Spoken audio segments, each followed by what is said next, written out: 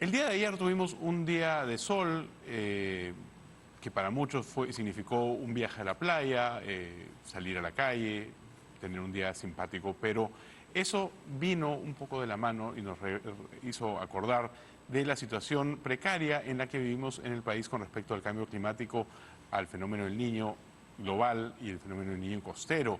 Uno de los temas que vimos ayer y es un punto de riesgo es el tema del estrés hídrico, el problema de disponibilidad y oferta de agua que se va a ver afectada tremendamente en los próximos años. Acuafondo, que es el Fondo de Agua para Lima y Callao, ha sacado un reporte que se llama Crisis de Agua y estamos en este momento con Mariela Sánchez, la directora ejecutiva de Acuafondo, para que nos cuente un poco más qué significa esto. Mariela, muy buenas tardes, ¿cómo estás? Buenas tardes, ¿qué tal? Eh, el tema es preocupante. ¿Qué tan preocupante, qué tan preocupados deberíamos estar con respecto a la crisis de agua que tenemos y que se nos viene? Bueno, muchas gracias por la pregunta. Realmente debemos estar bastante preocupados. Es un tema en el que venimos trabajando desde Acuafondo y varias organizaciones desde hace varios años, pretendiendo sensibilizar tanto a la población, al usuario final, como al Estado también y a la empresa privada respecto a los periodos que este cambio climático, los periodos de sequía y de lluvia intensa que vienen a través del cambio climático, ¿no? Lima es una ciudad que alberga a un tercio de la población y que tiene tres ríos que tienen muy poca agua, cuyas fuentes de agua además están deterioradas, con una poca inversión en infraestructura natural, en cuidado de las fuentes en cuencas arriba, y además tenemos una población permanentemente creciente, con lo cual va a llegar un momento dentro de poco en que la demanda de agua supere la oferta, ¿no? Esta es una situación para preocupar porque el agua la necesitamos todos, la necesitamos en casa, en el día a día la necesitan todo tipo de negocios, desde un pequeño restaurante, una bodega, hasta las empresas más grandes como las empresas productoras de alimentos, ¿no? Pero además, ¿qué trae consigo para nosotros? Es un problema social Ujú. que se va a desencadenar, ¿no? Hace algunos años en una escuela, los niños muy pequeñitos, cuando hablábamos con ellos, nos preguntaban si creíamos que se podía generar una guerra por el agua, ¿no? Y no es un tema para alarmar, es un tema para tomar conciencia y para tomar acción sobre lo que debemos hacer, ¿no? La crisis hídrica no es una crisis a futuro, es una crisis que ya estamos padeciendo y que tal vez todavía no la sentimos muchos en la ciudad porque abrimos el grifo y hay agua. Pero hay muchos distritos, varios distritos, y probablemente esto se vaya ampliando, la poca cobertura de agua. En el estudio, ustedes mencionan que en los próximos 10 a 15 años va a ser desfavorable ante un escenario de disminución de 30% en la disponibilidad hídrica y eso va a generar una pérdida de 35.000 empleos. ¿Por qué? ¿Cómo es que se da esa conexión entre la disponibilidad hídrica y el empleo? Bueno, hablábamos de este estudio, hablábamos hace por lo menos un año. Esos 10 o 15 años se van acortando. O sea, hace poco en Uruguay no se preveía que iba a pasar lo que ahora está pasando. ¿Y cómo llegamos al tema de los empleos? Es porque el agua es imprescindible para el desarrollo de producción, el desarrollo de productos en las empresas privadas. Todos necesitan el agua para producir.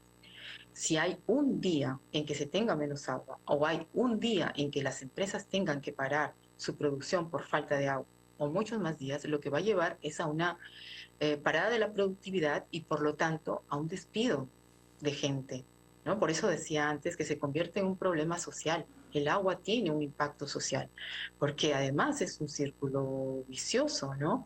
Si hay una pérdida de empleo, hay menos ingresos en la población, hay menos consumo también, menos productos disponibles y por lo tanto, este mismo estudio se determina que el PBI puede bajar hasta más de 2 puntos en una situación de crisis hídrica. Y entendiendo que en Lima se genera casi el 50% del Producto Bruto Interno, la implicancia va a ser mucho mayor. Claro. Y eso es en condiciones actuales. en condiciones de aceleramiento, de calentamiento global, como es el Niño costero, el Niño global, eso va a acelerar aún más el proceso, ¿no es cierto? ¿Qué podemos esperar en los próximos 6 meses a un año con respecto a esta situación que vamos a vivir? El cambio climático lo que nos trae son, por un lado, o lluvias intensas o sequía, ¿no? Para las dos cosas tendríamos que estar preparados. Con 2 años consecutivos de sequía, podemos explotar ya en una crisis en la ciudad. Pero además también pensemos que podemos tener lluvias extremas. Y con lluvias extremas tenemos otros fenómenos como lo que solemos pasar en la ciudad, como los huaicos, ¿no? Entonces, lo que se debe hacer es proponer trabajar en obras de infraestructura, tanto gris como infraestructura natural. Nosotros lo que promovemos permanentemente y directamente son la protección cabeceras de cuenca a través de proyectos, soluciones basadas en la naturaleza, que tiene que ver con la siembra de agua. Es decir, el recibir esta agua de lluvia de tal manera que se puede infiltrar en el subsuelo, recargar nuestros acuíferos y beneficiar tanto a la población en la alta, en la media y en la cuenca baja. Es decir, todos nos favorecemos de este tipo de intervenciones, ¿no? Lo que hay que hacer también en la ciudad es tomar conciencia del uso eficiente del agua y tratar de adaptarnos a las situaciones. Es decir, no crear alarma, no salimos todos a llenar los tanques, las cisternas, si no tenemos, por ejemplo, un adecuado uso de las cisternas y no sabemos almacenar correctamente. O sea, son una serie de acciones las que debemos tener. No se sabe cuándo podemos estallar en crisis hídrica, pero debemos estar preparados para eso y el trabajo es de todos, ¿no? De la colectividad, de todos nosotros, del Estado, que debe ejecutar obras de todo tipo, tanto grises como verdes, y por supuesto de las empresas de todos los tamaños, sobre todo de las empresas grandes, consumidoras de agua, que no pueden darse el lujo de parar la producción. Entremos a un punto que, como usted ha mencionado, el trabajo que hacen de manera natural. ¿Qué son las amunas y cómo funcionan y cómo las trabajan para que ayuden a disminuir la crisis de agua que tenemos? Las amunas son un sistema ancestral, son una especie de canales de infiltración, pero que nosotros no construimos, sino que nosotros rehabilitamos. Son canales que ya existen desde tiempos precolombinos y que están constituidos por piedra, tienen piedra en los costados y el terreno es permeable. Estas amunas se encuentran entre los 1.600 y más de 4.000 metros sobre el nivel del mar en Lima, en las comunidades. Ahora nosotros estamos trabajando sobre las comunidades de las cuencas Santa Eulalia y estos canales permiten la infiltración en el tiempo de lluvia y estas amunas permiten el acuífero. Es un trabajo muy interesante porque permite no solo traer más metros cúbicos de agua a la ciudad, sino que permite un acercamiento con las comunidades cuenca arriba, que son nuestras comunidades guardianas del agua, que son quienes necesitan también tener este recurso para su subsistencia y para sus actividades agrícolas y pecuarias. Las amunas tienen el poder de infiltrar entre 150 y 230.000 metros cúbicos por kilómetro de amuna recuperado, que inteligentemente nuestros ancestros ubicaron en sitios muy estratégicos, ¿no? Con un terreno especialmente identificado que permite la siembra de agua y que permite que en la época en que no llueve, esta agua flore a través de puquiales o de manantiales y puede ser aprovechado por la comunidad cuenca arriba.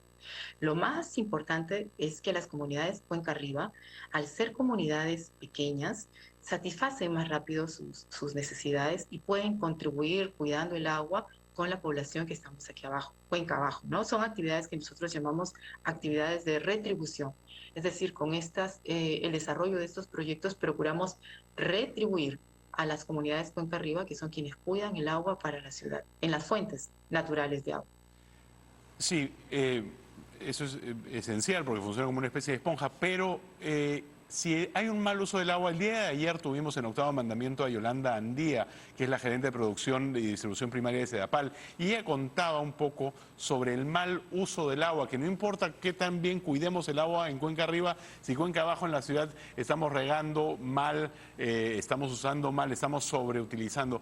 ¿qué mensaje puede darle a la población, a la ciudadanía, para aprender a usar bien el agua? ¿Qué buenas prácticas podemos contarles? Bueno, sí, efectivamente, y con Yolanda coincidimos siempre en esto, ¿no? Que las poblaciones cuenca arriba cuidan el agua, que el agua es de calidad hasta que llega a la cuenca media donde se contamina de algunas industrias que operan de manera informal.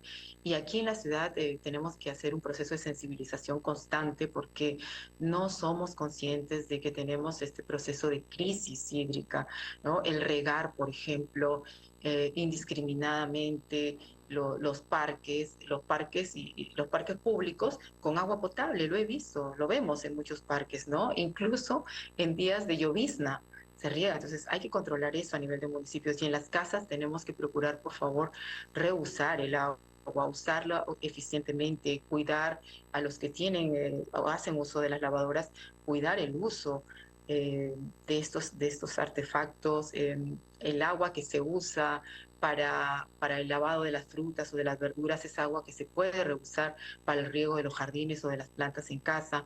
El simple hecho de tomar una ducha de no 15 o 20 minutos, sino de 5 o 10 minutos, mientras dura una canción, el, el el tema de poner una botella de agua en el tanque del inodoro para que así cargue menos agua, que no es tanta el agua que necesitamos para limpiar el inodoro en muchos casos. Entonces, esas son acciones domésticas que tenemos que implementar y ese es un trabajo también de sensibilización que realizamos en la ciudad, sobre todo con poblaciones escolares, porque trabajando con los escolares en realidad se trabaja con toda la comunidad educativa y los escolares hacen efecto multiplicador de ese mensaje, ¿no? Seamos conscientes de que tenemos agua todavía en el grifo, pero que de un día para otro en realidad el agua puede dejar de caer y no hay nada que la sustituya. Mariela Sánchez, directora ejecutiva de Acuafondo, muchas gracias y gracias por llamarnos la atención a este tema que es tan importante, tan crucial y que en los próximos meses y años se va a volver aún más importante tenerlo presente. Muchísimas gracias, Mariela. Gracias a ustedes también. Hasta luego. Hasta luego. Y hay que tener mucha atención con respecto al tema del agua. Usen el agua bien, cuiden el agua bien. Vamos a una breve pausa ahora y regresamos.